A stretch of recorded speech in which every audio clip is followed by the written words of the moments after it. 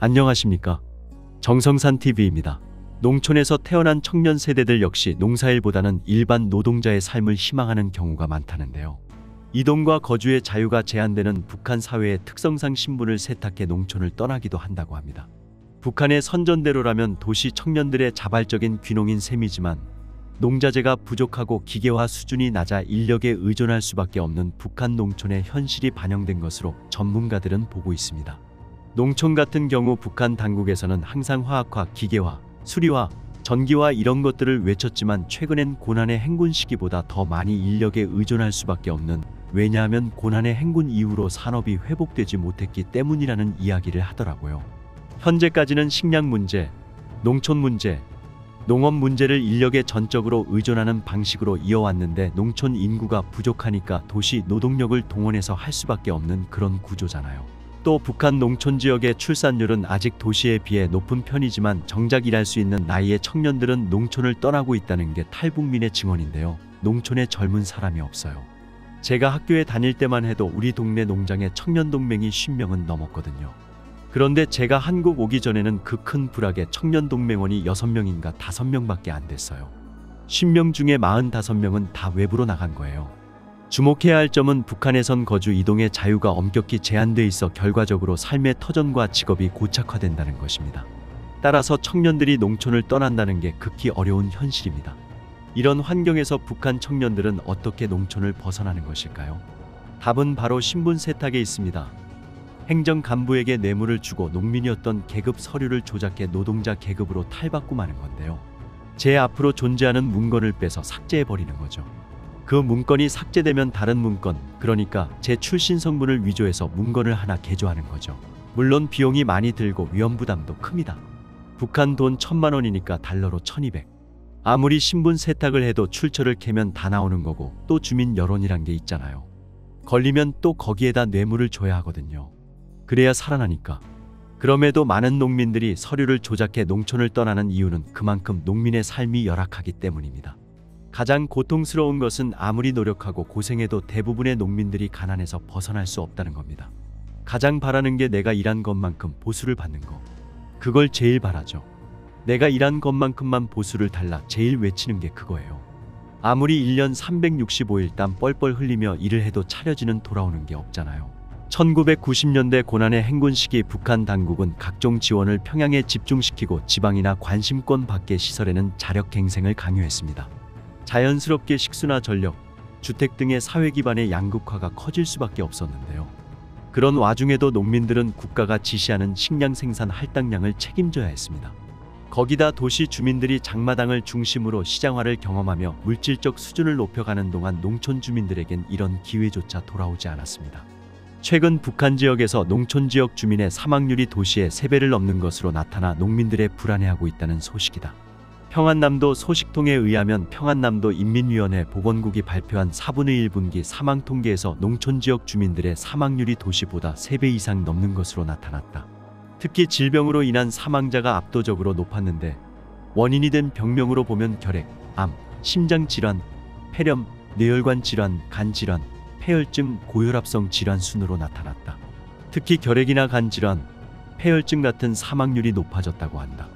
이를 두고 현지 보건 전문가들은 잘 먹지 못해 영양 수준이 떨어지고 위생환경이 열악해 면역력이 약한 농촌 주민층에서 많이 경험하는 질병이라고 말하고 있다는 전언이다.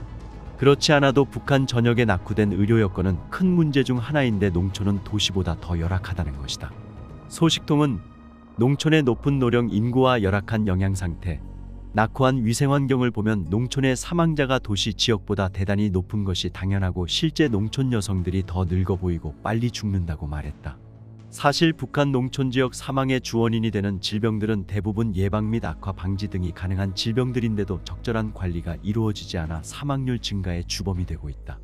현재 북한에서는 보건의료 자원이 평양과 도 소재지 등 대도시에 쏠려 있어 농촌 주민들은 제대로 된 의료 서비스를 받지 못해 도시와 농촌의 건강 수준 격차가 고착되는 것이 현실이다.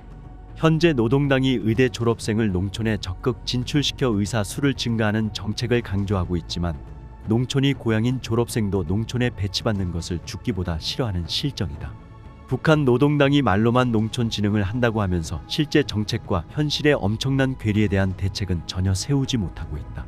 그렇다면 해결 방안은 무엇일까? 우선 농촌의 보건의료 시설인 진료소, 리 병원들의 역할을 높여야 하는데 중요한 것은 무엇보다 쓸만한 의료시설과 약품 그리고 능력 있는 의사를 보내는 것이다. 이에 더해 의사들이 농민들에 대한 건강관리에 전심전력할 수 있게 충분한 조건을 마련해 주어야 한다. 농촌 진료소와 리 병원 의사들에게 본분을 다하라고 충성 요구만 하지 말고 약품과 시설 등을 원만하게 보장해 주어야 한다. 그렇다면 실제 북한 농촌의 현실은 어떨까? 북한 당국은 농촌 산림집 건설을 독려하고 있지만 자재 부족으로 농촌 주민들의 실질적인 주거 환경 개선은 이루어지지 못하고 있다. 농업 부문에서는 기계화가 제대로 되지 않고 비료와 농약이 여전히 부족한 실정이다. 이외에도 북한 농촌 주민들, 농업 종사자들은 식량 문제, 각종 동원과 세외 부담에 신음하고 있다. 북한 당국이 농촌 산림집 건설에 집중하고 있는데 농촌의 주거 환경이 나아진 것을 체감하는가? 또 대규모 산림집 건설에 따른 수도나 도로 사정은 어떤지도 궁금하다. 농촌에 집을 계속 짓고 있다. 밭도 갈아엎어서 집을 짓는다. 토지를 하나라도 개간에 알곡 생산 목표를 달성하라면서 밭을 밀어버리고 거기에 산림집을 짓는 게 맞는 정책인지는 모르겠다. 산림집은 개인이 전부 꾸리고 들어가 살아야 한다. 온돌도 안 놓아져 있다. 뼈다귀 산림집 콘크리트 건물에 문짝 달고 창문에 비닐 방막을 대서 입사시켰다. 돈이 없으면 세멘트 바닥에 신문지, 이불을 펴놓고 살아야 한다. 그런 집을 100채 짓는 것보다 바로 들어가 불 떼고 밥 먹고 살 수 있는 집 한 채를 짓는 게 낫지 않나. 지금은 속도전의 불바람으로 집을 찍어내는 것처럼 짓고 있는데 하나를 건설해도 사람이 들어가서 살 수 있게 지으면 좋겠다. 수도도 사람들이 자체로 돈 주고 사람 사서 설치해야 하고 그렇지 않으면 세대주들이 주간에는 일하고 야간에 모여 설치해야 한다. 도로는 집 근처와 앞에 석빌에 푸석푸석한 돌이 많이 섞인 흙을 빨래 망치로 다져서 반듯하게 만들고 대로와 연결된 곳들만 세멘트로 포장하는데 석빌의 도로는 비가 오면 구덩이 천지가 된다. 현재 농장에서 겪는 어려움은 어떤 것들이 있나? 노동력 부족 외에 자원이나 장비 부족 문제도 겪고 있는지? 농장원 인원수와 부대 노력 인원수가 아주 부족해 노력 동원과 농촌 지원에 따라야 기대하는 지경이다. 냉상 모판, 기름, 농쟁기, 비료도 부족해 농장은 계속 어려운 상황이다. 농촌 생활에서 가장 큰 어려움이 있다면 무엇인가? 수돗물이 잘 안 나오는 것이다.